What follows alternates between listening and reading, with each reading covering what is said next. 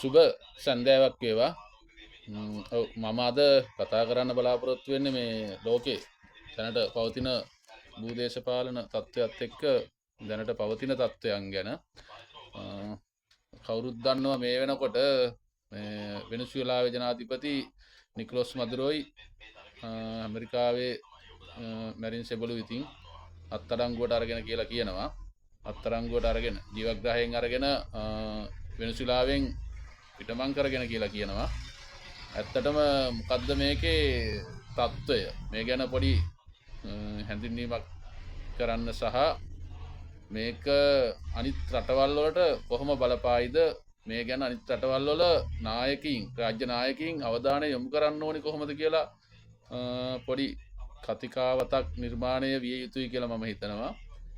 මොකද වෙනසුලාවේ ජනාධිපති ඒ රටේ ප්‍රජාතාන්ත්‍රිකවාදී ජනරජයක් නම් ඒ රටේ ජනතාවගේ මහජන ඡන්දයෙන් පත් වූ ජනාධිපතිවරයෙක්. එතකොට ඒ රටේ ජනාධිපතිව වෙනත් රටක ජනාධිපති කෙනෙකුට අත්අඩංගුවට ගැනීමට හෝ බලහත්කාරයෙන් අරගෙන යන්න හැකියාවක් තියනවාද? ඒ වගේම මේක දැන් සාමාන්‍ය විදියට ගත්තොත් මේක මෙහෙම ප්‍රවර්ධනය වුණොත් ඇමරිකාවේ ජනාධිපතිට ලෝකේ ඕනම රටක ජනාධිපතිවරයෙක් අල්ලන් එන්න හිතුනොත් අත්අඩංගුවට ගන්න හිතුනොත් ගනි ඉස්සරහට ඒ දේ කරගෙන යයි. මේක සාමාන්‍යයෙන් ඉතින් පැවතිය යුතු තත්ත්වයක්ද? එහෙම නැත්නම් මේක වෙනස් විය යුතු තත්ත්වයක්ද? එහෙම ලෝකේ කිසිම ජනාධිපතිවරයෙකුට හෝ නායකයෙකුට එහෙම ඒකාධිපති බලයක් පවත්වාගෙන යාමේ හැකියාවක් තියනවාද? මේ සම්බන්ධව මේ අවස්ථාවේ මම හිතනවා භූදේශපාලනිකව ලෝකේ සියලුම නායකින් සාකච්ඡා කර යුතු අවස්ථාවක්. එකතු වෙලා තීරණයක් ගත යුතු අවස්ථාවක්.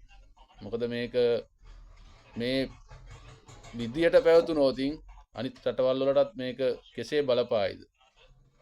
බලය තියෙන එක රටක් විසින් බලය නැති සාමාන්‍යයෙන් තාක්ෂණයෙන් නොදියුණු වැඩි යුද ශක්තියක් නැති රටවල් වල නායකයින් අත්අඩංගුවට ගැනීමේ ප්‍රවණතාවයක් ඉස්සරහට ගොඩ නැගෙයිද?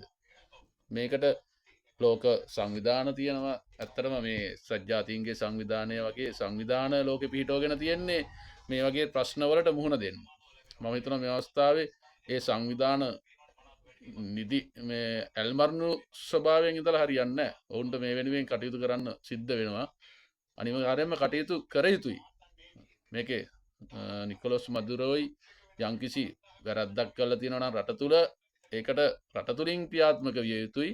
එසේ නොමැතිනම් ජාත්‍යන්තරව ලෝකයේ අනිත් රටවල් වලට බලපාන විශාල වැරද්දක් කරලා තියෙනවා නම් ඒක ජාත්‍යන්තර නීතියක් කරහා ඒ නීතිය සම්මත කරගෙන ඒකට අනුව සියලු රටවල් වල හෝ ලෝක තියෙන සංවිධාන අපේ දැනට ලෝකේ පවතින එක්සත් ජාතීන්ගේ සංවිධානය ඒ වගේ සංවිධානවල ඒකමතික තීරණයක් අනුව එසේ තීරණයක් ගැනීමේ හැකියාව තියෙනවා. ඒකට කවුරුත් විරුද්ධ වෙන්නෙත් නැහැ. ඒක සියලු දෙනා අනුමත කරනවා. නමුත් මෙලෙස එක රටක තියෙන බලයේ තියෙන හැකියාව මත ඔවුන්ට තියෙන තාක්ෂණයේ දියුණුව මත ඔවුන් විසින් තවත් රටක නායකයෙක් අත්අඩංගුවට ගන්නවා නම් බලහත්කාරයෙන් ගෙනිනවා නම් ජීවග්‍රහයෙන් ගෙනිනවා නම් ඒකට අනිත් රටවල නායකින් නුත් ඇල්මර්ණු ස්වභාවයෙන් ඉන්නවද නැත්නම් මෙවැනි සිදුවීම් ඉදිරියට නොවන විදියට නායකයින් විදියට එකතු වෙලා තීරණයක් ගන්නවද කියලා මම හිතන්නේ කටයුතු කරන්න ඕන අවස්ථාවක් මේක.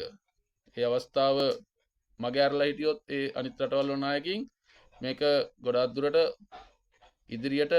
ඉදිරියේ අනිත් රටවල් වලට යුද ශක්තියක් නැති තාක්ෂණයෙන් අඩු සාමාන්‍යයෙන් දිනු වෙමින් පවතින රටවල් වල නායකයින්ට ලොකු බලපෑමක් වෙයි. ඒ රටවල් වල ලොකු බලපෑමක් වෙයි.